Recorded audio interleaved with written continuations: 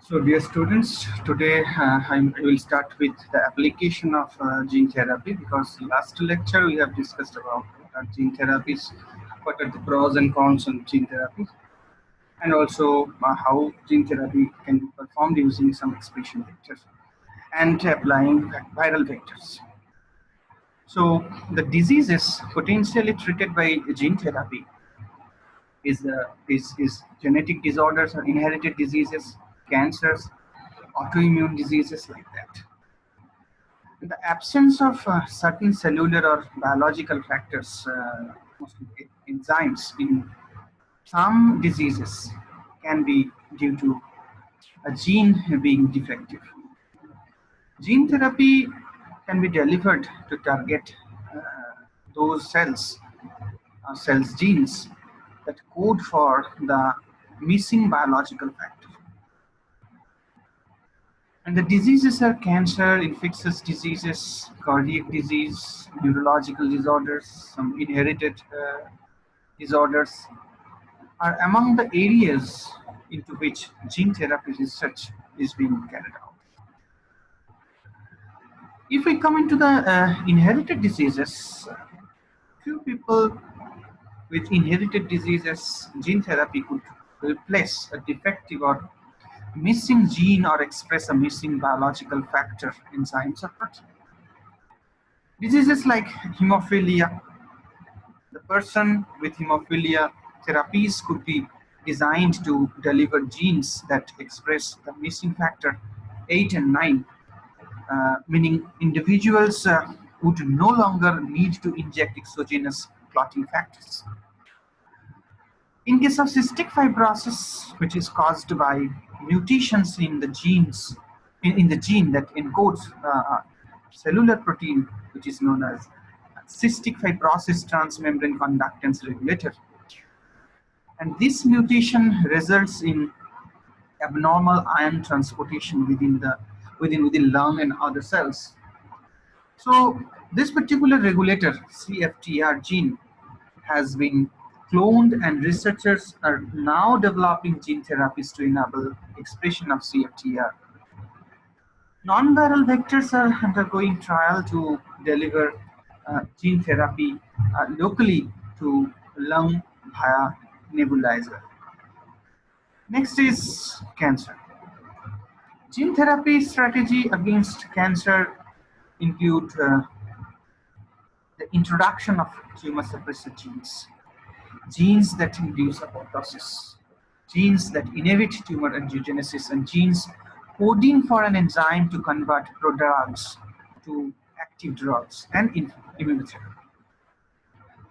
So cancers for which gene therapy products are being developed include glioblastoma, metastatic melanoma, head and neck cancer, non-small cell lung cancer, prostate cancer, renal cell cancer, and colorectal cancer.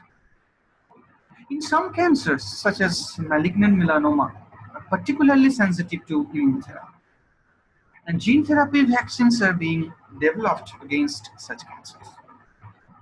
Other cancers have specific tumor antigens that can be targeted with gene therapy. For example, in colorectal cancer, a particular gene has been identified, is named as 5T4, which is found on most solid tumors. Some gene therapies have been developed to target defective genes in cancer patients, for example, p53 gene. Trovax, which is an experimental gene therapy, targets the tumor antigen 5T4 and is delivered by the modified vaccinia Ankara vector, MVA vector. This MVA is licensed as a third generation vaccine against smallpox and serve as a potent vector system. So tumor antigen 5T4 is a surface glycoprotein expressed on 80 to 90% on solid tumor, but with low expression in normal tissue. This protein expression occurs throughout the whole tumor and correlates with poor prognosis. So Trovax has been tested in phase 1 and phase 2 clinical trials in colorectal, renal, and prostate cancer patients. Results showed antibody or cellular responses or both against 5-4 in most of the patients who were treated, which correlated with clinical benefit. 2 or 3 vaccinations were required to induce the 5T4 specific antibody responses. Now, if we turn to autoimmune diseases, rheumatoid arthritis is an example. The application of gene therapy in autoimmune diseases represents a novel use of this technology. The goal of gene therapy in the treatment of autoimmune disease is to restore immune homeostasis by countering the pro-inflammatory effects of the CD4 plus T cells in the lesions of autoimmunity. This can be accomplished by adoptive therapy with transduced T cells, which can specifically home to the site of inflammation and secrete regulatory proteins to ameliorate the inflammation, or by direct targeting of the retroviral vector to activate T cells in the sites of inflammation. Transduction of autoantigen recognizing CD4 T cells, CD4 plus T cells, T helper cells, to secrete anti-inflammatory products may become the magic bullet to combat the ravage of autoimmune inflammations and tissue destruction. So that's all about application of gene therapy. Now I'm turning to plasmids and plasmids. So plasmid is an extracellular bacterial chromosome, the circular chromosome. And this plasmid can be used as a tool for genetic engineering as well as in recombinant DNA technology. Cosmid is a type of hybrid plasmid that contain a lambda fuzz cohesive sequence or cos sequence. Along with the plasmid DNA sequence are originally coming from the lambda fuzz. So they are often used as a cloning vector in genetic engineering, and plasmids can be used to build genomic libraries. So this is the structure of a plasmid vector. You will see here. This green one is a cos gene. This is the marker gene, antibiotic resistance gene. This is the ORIG, origin of replication, and there are the restriction site where we can insert the gene of our interest. And so, as a whole, this particular vector is known as a cosmid vector derived from lambda fuzz. Next type of vector is a phage vector. This phage vector is a DNA-based cloning vector which has both bacteriophage and plasmid properties. So it can carry, in addition to the origin of plasmid replication, an origin of replication derived from bacteriophage. So the structure of plasmid look like this. So this orange portion is the origin of replication of plasmid, and this is the IG gene. And this green portion here is the selective marker. This is the coat protein coming from the bacteriophage, and here is a promoter sequence and the receptor sequence. The restriction in the nucleus site is there where we can tag the gene of interest. So that is all about the plasmid, cosmid, and plasmid. Now I'm going to enter into phage therapy. So the practice of phage therapy, which uses bacterial viruses or phages, bacteriophages to treat bacterial infection, has been around for almost a century. The universal decline in the effectiveness of antibiotics has generated renewed interest in revisiting this practice. Conventionally, phage therapy relies on the use of naturally occurring phages to infect and lyse bacteria at the site of bacterial infection. Biochemical advances have further expanded the repertoire of potential phage therapeutics to include novel strategies using bioengineered phage and purified phage-like proteins. Current research on the use of phage and their lytic proteins, specifically against multi-drug resistant bacterial infections, suggests phage therapy has the potential to be used as either an alternative or a supplement to antibiotic treatments. Antibacterial therapies, whether phage or antibiotic-based, each have relative advantages and disadvantages according to many considerations must be taken into account when designing novel therapeutic approaches for preventing and treating bacterial infections.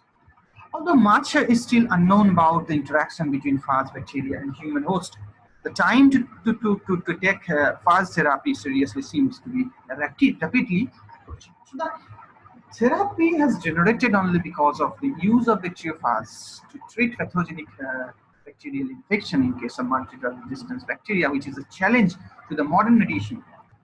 So there is a need for alternative and conventional therapies where we can use the therapy for the multi-drug resistance bacteria. And phage therapy is an old idea that is reemerging nowadays. So this is the discoverer of bacteriophages, Felix D'Herelle, the French scientist who has discovered that a new creature that has arrived in the bacterial colonies of dysentery culture plate. And to start with with phage therapy, here the requirements are, or the essential criteria is that bacteriophage should be a tail bacteriophage, it should be a lytic bacteriophage, and the bacteriophage should be host specific. And what are the sources of bacteriophages? You can get bacteriophages everywhere, like the bacteria, like in water, in soil, and in desert. And now, what are the route of administration? The route of administration may be orally, so in the form of tablet or liquid and ingest it. Or topically, we can use it as an ointment, cream or lotion, or else we can use it in the form of an embedded form of in bandage. Now, how the first recognize the bacteria? Bacteria recognition by bacteriophage is taking place by some receptor that is present in the bacterial cells. So there are 5 types of receptors: protein receptor, LPS, capsule, Fibri, and flagella, which are present in gram-positive and gram-negative bacteria. And these are functions as a receptor of the bacteriophage that can means there the bacteriophage can adsorb the bacterial surface. So if I come to the protein receptor, there are 5 different types of protein receptor, mostly the outer membrane protein A, C, and F, where bacteriophage K3, T4, and T2 respectively bind with the bacterial surface. The other 2 protein receptors are TON A for specific for T55 and LAM B specific for lambda. The LPS receptors, so LPS layer has 3 compartments: lipid A part, O polysaccharide, and O antigen or O chain. So O antigen or O chain shows the acts as a smooth receptor, shows narrow range of specificity. And the other 2 compartments, lipid and O polysaccharide, function as a rough receptor for bacteriophage. So bacteriophage enters into the bacterial cell by releasing a particular protein, and this protein is known as Hollins protein. Hollins protein is actually perforate the cell wall and invade and insert the bacterial genetic material in the bacterial cell. And then when it has developed within the bacterial cell, these progeniviruses has been developed, so many numbers, they will release a hydrolytic enzymes in the form of lysine. And this lysine will then hydrolyze the beta-1,4-glycosidic linkage that is present in between N-acetyl glucosamine and N-acetyluronic acid, which is the predominant component of bacterial cell wall, means a peptidoglycan layer. They are hydrolyzing this interchain, means the polymer, and due to this breakage, they can cause breakage of the bacterial cell wall and release from the bacterial cell wall by the process of known as lysine. So, and means phage therapy we can apply in mostly for the therapeutic purpose. We can use it for multi-drug resistance bacteria such as multi-drug resistance Staphylococcus aureus, E. coli, Acinetobacter, Baumannii, and Pseudomonas aeruginosa and Klebsiella pneumoniae species. So, as an antibacterial agent, the use of phage therapy has been started in 1940s in Soviet Union for treating bacterial infections, and it was widespread use, including treating soldiers in the Red Army. But later, it was abandoned for general use in the Western countries for several reasons. Here you will see how phage therapy locally you can use phage therapy as an ointment or as a spray. Phage therapy can also be used in a different approach can be used for the treatment of foods. So phage therapy can also be used for the treatment of food against certain bacteria. And one of the research article published by Garcia Martinez Rodriguez and Stewart in 2009, they have shown that a cocktail of two phages, 5 and 572 against Staphylococcus aureus in different milk product, they have seen that the use of these two, a cocktail of these two bacteriophages reduces bacterial contamination from the food, from both the pasteurized whole and semi-skimmed milk, from 1 to 3.6 log colony per unit per ml. Again, in 2014, Silva, Miranda, and Almeida, they have published a paper, and they have worked on cheese, a different type of cheese, and using a different type of bacteriophage P100. They have found that this particular bacteriophage can reduce bacterial contamination, mostly focusing on Listeria. So they have shown that Listeria monocytogenes, this particular bacterial pathogen, has been reduced from the cheese species at least 1 log CFU per gram. So bacterial phages or bacteriophages can be used as a biological agent in. Next one is biofilm control. So antibiotic therapy is highly effective with planktonic bacteria such as Vibrio cholerae, Yersinia pestis. Yet it is limited in treating biofilm-based bacterial infections. Phages, however, are equipped with enzymes which is known as EPS depolymerase. And this EPS depolymerase is very essential because EPS is the extracellular polymeric substances that has been prepared by the biofilm producing bacteria as a coating of the biofilm.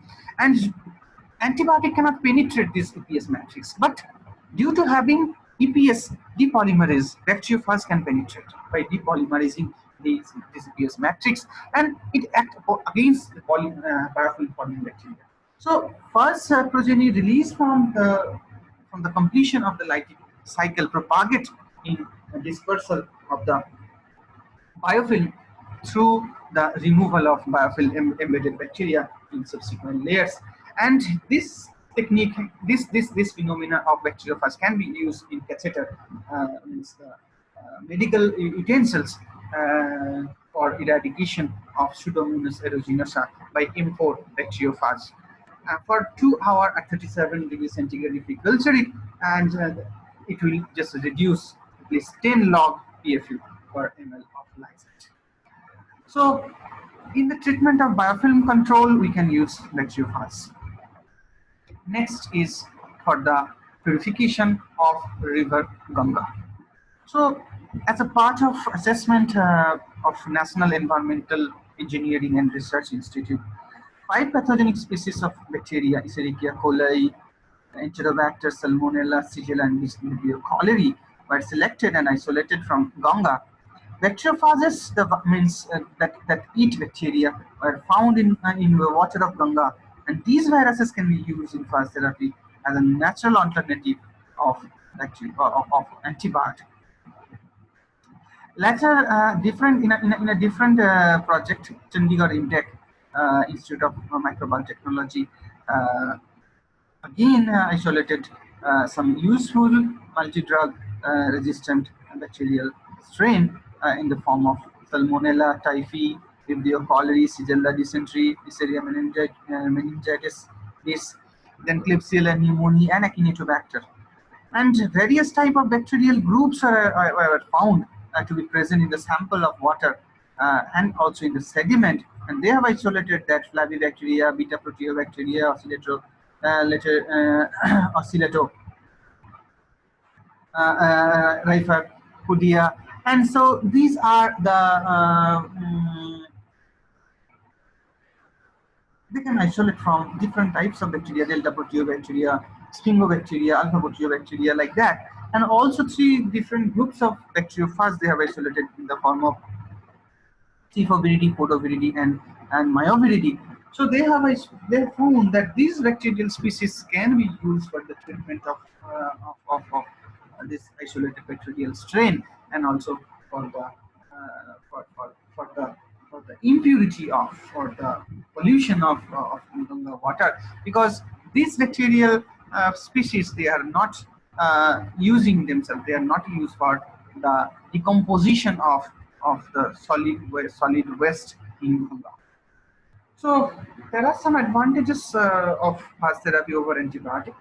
So phage therapy species and or strain specific, no or very minor side effect lies here in phage therapy occurs, but phage co-evolve with the host, can co-evolve with the host, and the production is very rapid rather than antibiotic. So due to having, although there are some advantages, but still FDA hasn't approved its wide application. In 2006, US FDA has approved LMP102 as a food additive to target and kill Listeria monocytogenes from the food product, and also they have approved for treating ready-to-eat food for the poultry and meat products. And in October, following the food additive approval of LMP102, and the FDA approved a product by using bacteriophage on cheese to kill Listeria monocytogenes bacteria, giving them in the restaurants. So, although there are some advantages, but there are some disadvantages. The disadvantages are, of course, the range solution is very critical. Then bacterial debris, lysogeny, antibody production by the host body, and also controversies against this particular pathogen or viral species. So controversies are there, but still we have some hope that first therapy will get the positive result in near future, and we can use it as an alternative therapy of antibiotic. That's all.